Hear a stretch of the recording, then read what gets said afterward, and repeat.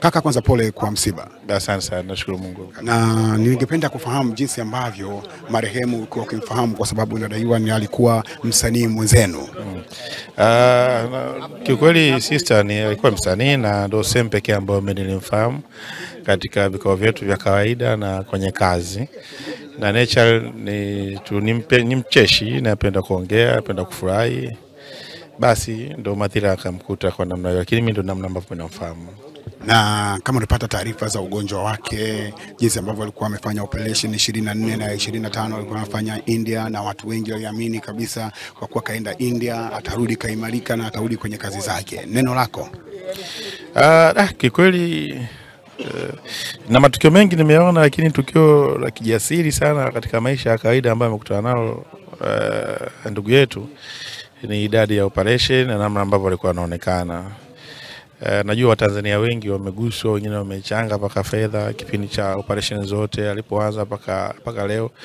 Kibinadamu, kuna hali ya kibinadamu, wanadamu hasa wa Tanzania waliamini kwamba yeye kwa kwenda India basi kutoka kuna unafuu zaidi.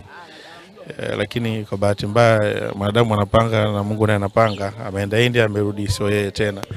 Tuliamini kwamba huko akienda atarudi salama, kwa sababu tumeona wenzetu wengi wakienda India wanarudi wakiwa salama. Lakini kwa hali alikuwa nayo, kiukweli tulikuwa na imani kubwa sana na huduma za kiafya za India. Wangerudisha afya yake ikawa sawa sawa. Kama ambavyo mmemwona, ni mtu ambaye alikuwa anaumwa sana, lakini ukitokea kukutana naye usoni, kwa macho kwa uso, huwezi kuamini kama yule ni mtu ambaye anateseka na maradhi kwa kiasi kile. Kiukweli tuliamini atarudi salama.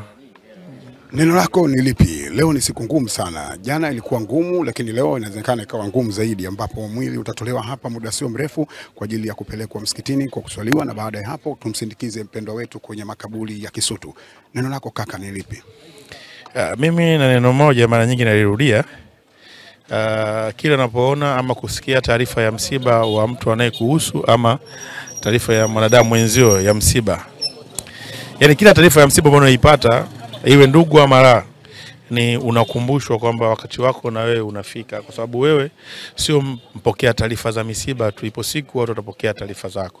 Sasa ni wajibu wako kukaa katika njia ambayo imenyooka ya kumpendeza Mwenyezi Mungu, ni kujiandaa tu kwamba muda wote na wewe itakukuta aidha kwa maradhi ama kwa ghafla, kama ambavyo mshauri wetu ametuambia pale kwamba wakati fulani ni heri ukakutana na kifo kikupata ukiwa na maradhi, kwa sababu utapata nafasi ya kumkumbuka Mwenyezi Mungu.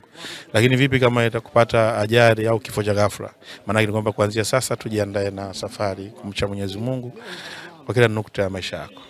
Huyo ni kakangu ambaye anahudumu vizuri sana, ni msanii mkwali kinoma noma, kwa sababu kazi zake zinaeleweka, anafanya kwa kiwango bora sana. Ukitazama Jua Kali utamuona huyu mwamba akiyafanya mambo yake. Lakini pia nipo na kakangu Swebe ambaye alianzia Kaole kipindi hicho, ambapo amefanya mambo mengi makubwa ya kupendeza kwenye tasnia hii na kuchonga barabara kwa muda mrefu.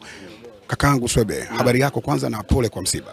Tunamshukuru Mungu, niko mzima kabisa, na msiba ni somo na tumeupokea. Na tunapowazungumza wasanii wakubwa, huwezi kukosa kuitaja jina la Swebe Santana. Inawezekana wengine wanasahau, lakini kwa wale tunaokumbuka tunajua mchango wako kwenye sanaa hii.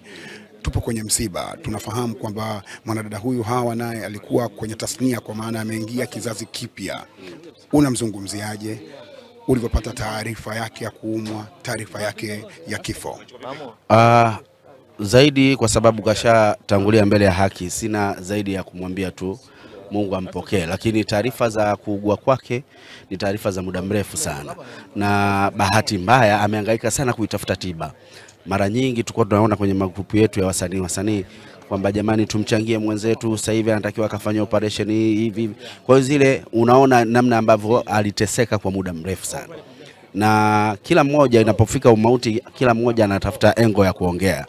Kuna wanaotaja msiba wake pamoja na masuala ya kishirikina, lakini kuna wanaosema tu wakati umefika amefariki. Kwa hiyo kubwa ni kumwombea. Hilo ndio kubwa. Na unakumbuka kitu gani kwake marehemu huyu? Nisiwe muongo. Kuna vitu vingi, kuna hadithi nyingi huku, lakini zaidi nikiwa namuona naona wakati ameanza kuwa video vixen. Wakati huo ndo anaingia kwenye game akitumika na baadhi ya wasanii wa Bongo Flava kwenye muziki. Huko ndo zaidi nilimuona akiwa anafanya hizo kazi. Lakini baada ya hapo kwenye tasnia huku ameingia, wala hakukaa sana, amempata maradhi mpaka kufika leo kwenye umauti. Kwa hiyo sina eneo ambalo naweza nikamzungumza kwa kina zaidi. Nisitie ufundi wa kutaka kufahamu kwamba namfahamu sana na hili kuna hili, hapana. Pole sana Swebe. Asante sana. Lakini pia tunaye kaka yetu hapa. Unaweza kumuita kaka, unaweza kumuita mdogo, ikakawa sawa sawa. Anaitwa Baga Mtema. Baga, karibu hapa tuzungumze kidogo ndugu yangu. Ustadhi, shehe, lakini umevaa chepe. Pole na msiba. Nashukuru Mwenyezi Mungu, pole na wewe msiba wote huu. Ni kweli kabisa. Taarifa yenyewe kwanza ya msiba na jinsi ambavyo ulikuwa ukifahamiana na marehemu, japo tungepata kwa ufupi kidogo kutoka kwako. Mimi of course marehemu alikupo, nadhani Gabi mwenyewe unajua mimi wasanii wengi washikaji zangu kwa sababu kutokana na kazi zangu nimeweza kufanya toka muda, unajua. Alikuwa mshikaji lakini sio rafiki yangu. Ukisema mshikaji unajua ambaye mtu ambaye tushakufanya naye mpaka demo za hizi kazi za kuigiza kupeleka pilot somewhere tushakufanya naye. Kwa hiyo ni mtu ninavyojua mimi, ndio maana hapa nipo kwa uwepo wangu, sababu ni mcheshi, naona vitu kama hivyo nakumbuka, yani memory yake kwamba alikupo ni mtu mmoja wa masiara sana, anaweza kukaa na wewe akakushika maziwa kidogo au kukukisi, unaona vitu kama hivyo. Kwa hiyo vitu ninavyokumbuka kwake ni tabasamu lake tu kwangu basi, na kwa kila mtu naona na wanacheka naye hivyo, na ndio maana naona tupo wengi hapa sana. Pole sana. Asante sana. Huyo ni Baga Mtema ambaye anashiriki hapa, lakini kuna kakaangu hapa Bongo Movie Artist pia. Ili kuwa mwanafamilia bora wa Global TV, usisahau kusubscribe, like, kushare na kucomment. Baada ya kusubscribe, bonyeza alama ya kengele ili kupata taarifa kwa kila video inayopanda Global TV Online.